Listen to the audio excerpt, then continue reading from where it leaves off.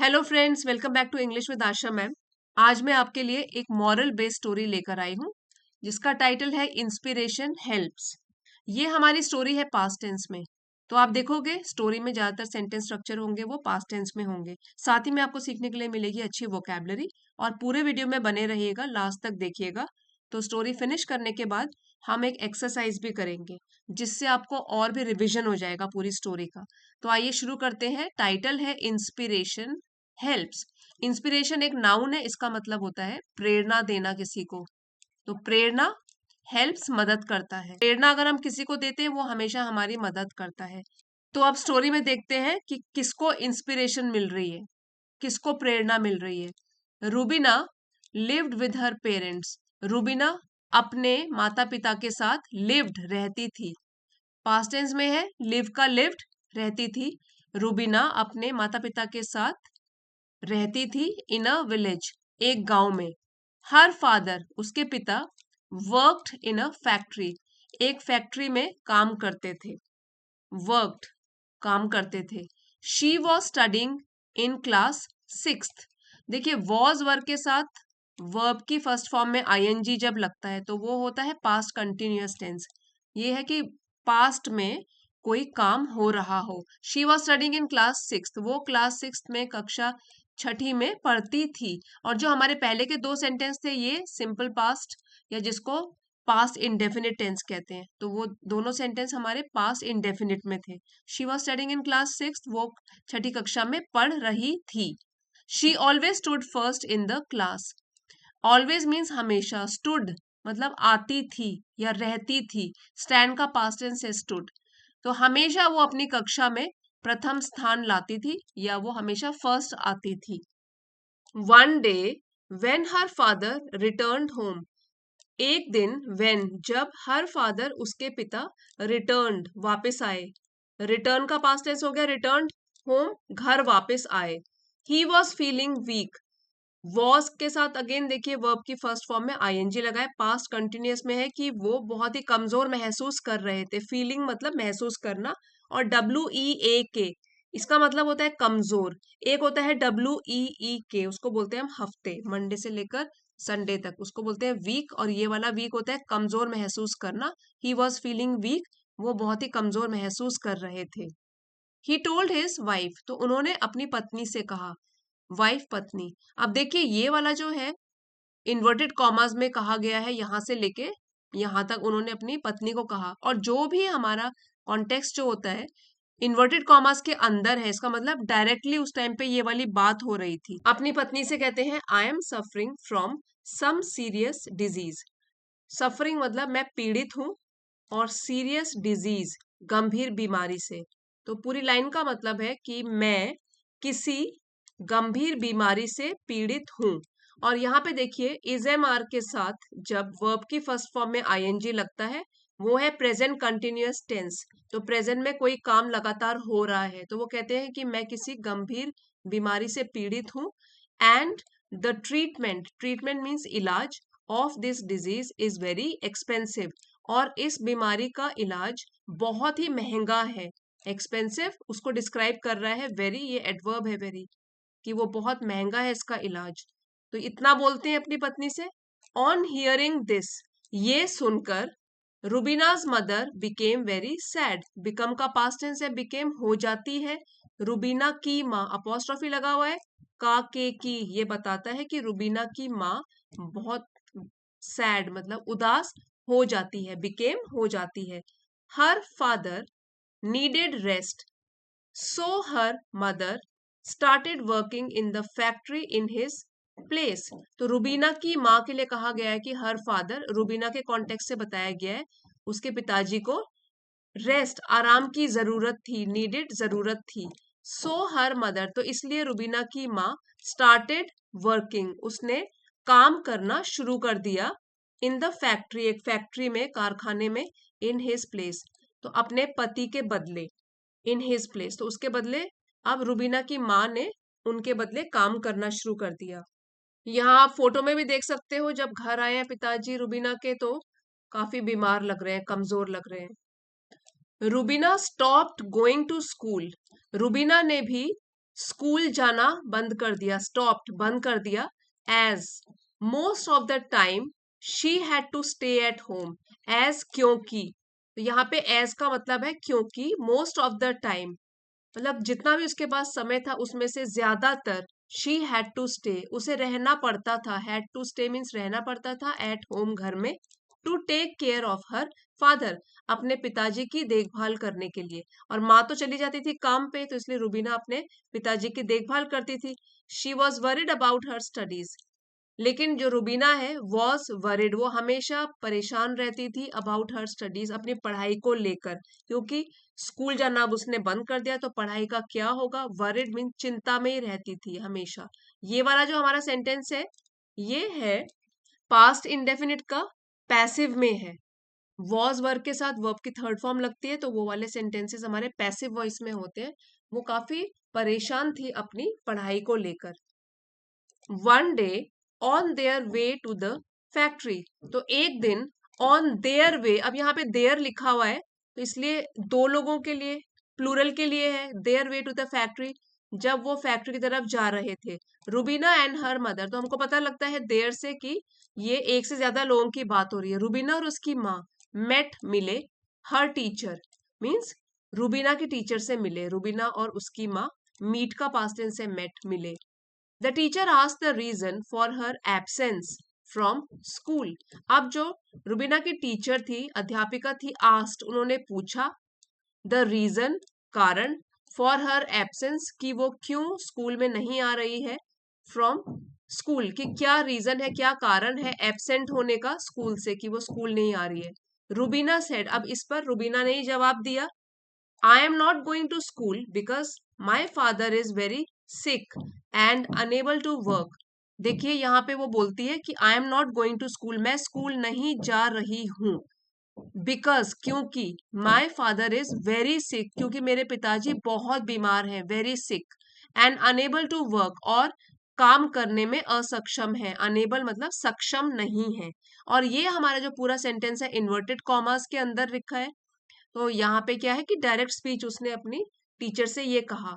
और यहाँ पे जो है एम के साथ वर्ब की फर्स्ट फॉर्म में आईएनजी लगा हुआ है, तो प्रेजेंट कंटिन्यूअस का नेगेटिव सेंटेंस है ये, क्योंकि नॉट भी लगा हुआ है कि मैं स्कूल नहीं जा रही हूँ क्योंकि मेरे पिताजी बहुत बीमार हैं और काम नहीं कर सकते।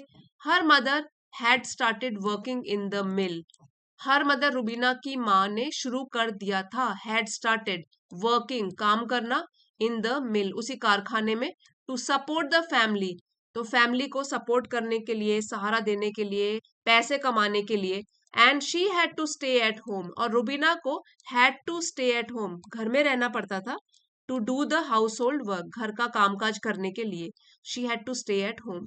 यहाँ का सेंटेंस स्ट्रक्चर हैड के साथ वर्ब की थर्ड फॉर्म लगी है, पास्ट परफेक्ट की पहचान है ये, कि उसकी मदर ने काम करना शुरू कर दिया था तो इसलिए रुबीना को घर में रहना पड़ा, ताकि वो घर के कामकाज में अपने घर का कामकाज कर सके और अपनी माँ का हाथ बटा सके। The teacher said to her mother, अब जो टीचर थी रुबीना की, उन्होंने रुबीना की माँ से बोला, फिर से इन्वर्टेड कॉमास में है, डायरेक्ट स्पीच है, कि your family must have been enrolled in Rashtriya Swasthya बीमा योजना, तो वो कहती है उसकी मदर को कि योर फैमिली आपका परिवार मस्ट हैव बीन एनरोल्ड, उसने जरूर अपने आप को एनरोल करा लिया होगा, दाखिला करवा लिया होगा, नाम दर्ज करवा लिया होगा राष्ट्रीय स्वास्थ्य बीमा योजना में। तो ये टीचर पूछ रही है रुबीना की माँ से, इफ सो, और अगर ऐसा है कि अगर तुमने अपना नाम दर्ज करवाया हुआ है तुम्हारी फैमिली ने, your husband could be treated under this scheme without spending money, तो आपके जो पति हैं कुड बी ट्रीटेड उनका इलाज हो सकता है, अंडर दिस स्कीम इसी स्कीम के अंडर, इसी स्कीम के तहत, विदाउट स्पेंडिंग मनी बिना कुछ भी पैसा खर्च किए हुए, स्पेंडिंग मतलब खर्च करना, मनी पैसे। तो अगर आपने इसमें आपको अपने परिवार को एनरोल कराया है, इसमें नाम दर्ज करवाया है, तो बिना पैसे दिए भी आपके हस्बैंड का इलाज हो सकता है। द टीचर ऑल्सो सजेस्टेड, तो टीचर ने एक और सुझाव भी दिया, ऑल्सो भी दिया, सजेस्टेड मतलब सुझाव, दैट रुबीना शुड ज्वाइन, की रुबीना को ज्वाइन करना चाहिए, गर्ल्स बोर्डिंग स्कूल, जो गर्ल्स का एक बोर्डिंग स्कूल है। बोर्डिंग स्कूल क्या होता है? हॉस्टल की तरह स्कूल होता है, पेरेंट्स से दूर रहते हैं तो वहीं पर रहते हैं, वहीं खाते हैं। तो जो बोर्डिंग स्कूल होते हैं वहीं पर पढ़ाई भी करते हैं, रहते भी हैं, खाते हैं, वहीं रहना होता है, हॉस्टल की तरह होता है। तो ये टीचर का सुझाव है कि रुबीना को गर्ल्स का बोर्डिंग स्कूल ज्वाइन करना चाहिए, हॉस्टल ज्वाइन करना चाहिए। In the boarding school she would get free education, और उसी बोर्डिंग स्कूल में क्या होगा? शी वुड गेट, उसको मिलेगी फ्री की एजुकेशन, जो भी पढ़ाई लिखाई होगी फ्री होगी, फूड भी फ्री का होगा, हॉस्टल फैसिलिटी भी मिलेगी, वहां रहने के लिए भी मिलेगा। रुबीनास मदर, तो रुबीना की माँ ने फॉलोड, पालन किया, द टीचर्स एडवाइस, जो भी उसकी टीचर ने सलाह दी थी उसका पालन किया, followed. Due to which her husband got good and free treatment, due to which, जिसके कारण उनके पति गॉट गुड ट्रीटमेंट, उनको अच्छा, गेट का पास्ट टेंस हो गया गॉट, मिला, गुड अच्छा, फ्री मुफ्त का इलाज मिला, एंड सून रिकवर्ड, और वो जल्दी ही सही हो गए, चुस्त हो गए, रिकवर मतलब बीमारी से फिर से ठीक हो गए वो। इन द बोर्डिंग स्कूल, अब बोर्डिंग स्कूल की बात हो रही है, Rubina could complete her education, Rubina भी अपनी पढ़ाई लिखाई कंप्लीट, पूरी कर पाई, पूरी कर सकी, विदाउट एनी हर्डल, हर्डल का मतलब होता है बाधा, रुकावट, बिना किसी रुकावट के वो भी अपनी पढ़ाई लिखाई पूरी कर सकी। Rubina also excelled in her studies, excel का मतलब होता है कि बहुत अच्छा परिणाम लेकर आना, रिजल्ट बहुत अच्छा होना। तो रुबीना भी अपनी पढ़ाई में बहुत अच्छा किया, उसने अपनी पढ़ाई लिखाई में एक्सेल किया, एक्सीलेंट रही। She got admission in a reputed medical college, got मतलब मिला, गेट का पास्ट टेंस है गॉट, एडमिशन दाखिला, इन अ रेप्यूटेड, रेप्यूटेड मतलब है जिसका बहुत नाम होता है, जाना माना, तो रेप्यूटेड मेडिकल कॉलेज, तो मेडिकल कॉलेज जो कि बहुत प्रसिद्ध था उसमें उसको एडमिशन भी मिल गया। She also got a scholarship, उसको एक स्कॉलरशिप भी मिली, अच्छी पढ़ाई लिखाई करी, उसके अच्छे मार्क्स आए तो उसकी वजह से उसको एक स्कॉलरशिप भी मिली, टू परस्यू हर स्टडीज, अपनी स्टडी को, अपनी पढ़ाई लिखाई को और भी आगे जारी रखने के लिए। तो परस्यू का मतलब होता है फॉलो करना, जारी रखना, अपनी पढ़ाई लिखाई को आगे भी बढ़ाने के लिए उसको एक स्कॉलरशिप मिली ताकि वो आगे भी पढ़ सके। आफ्टर बिकमिंग अ डॉक्टर, अब डॉक्टर बनने के बाद, अब रुबीना क्या है, मेडिकल कॉलेज ज्वाइन किया है पढ़ाई लिखाई के बाद, आफ्टर मतलब वो बन चुकी है doctor, after becoming a doctor, doctor बनने के बाद she joined a local primary health centre, उसने ज्वाइन किया, लोकल मतलब स्थानीय प्राइमरी हेल्थ सेंटर उसने ज्वाइन कर लिया। Later on she open a school, और बाद में, लेटर ऑन बाद में, ओपन मतलब खोला, अ स्कूल एक स्कूल खोला उसने, for the factory workers children, जो भी फैक्ट्री में, उसी फैक्ट्री में जिसपे उसके पिताजी काम करते थे, बाद में माँ भी काम करती थी, तो उसी फैक्ट्री के काम करने वाले लोगों के बच्चों के लिए उसने एक स्कूल खोला, क्योंकि वो अच्छा कमा सकती है तो वो सोसाइटी के लिए कुछ चैरिटी वर्क कर रही है, ठीक है, तो इसलिए उसने एक स्कूल खोला फैक्ट्री में जो काम काज करते हैं उनके बच्चों के लिए। One day Rubina along with her parents visited her teacher, अब एक दिन रुबीना अपने पेरेंट्स माता पिता के साथ, अलोंग मतलब साथ, विजिटेड उसने विजिट किया, दौरा किया, हर टीचर मतलब कि स्कूल का दौरा किया, वहां से अपनी टीचर से भी वो मिली। They expressed their gratitude to the teacher, तो उन्होंने एक्सप्रेस मतलब जताया, ग्रैटिट्यूड का मतलब होता है कृतज्ञता, धन्यवाद देना, थैंकफुलनेस, तो अपना, देयर पेरेंट्स के लिए यूज किया गया है, अपना, अपनी कृतज्ञ भावना को जताया उन्होंने, दर्शाया, टू द टीचर, टीचर के सामने।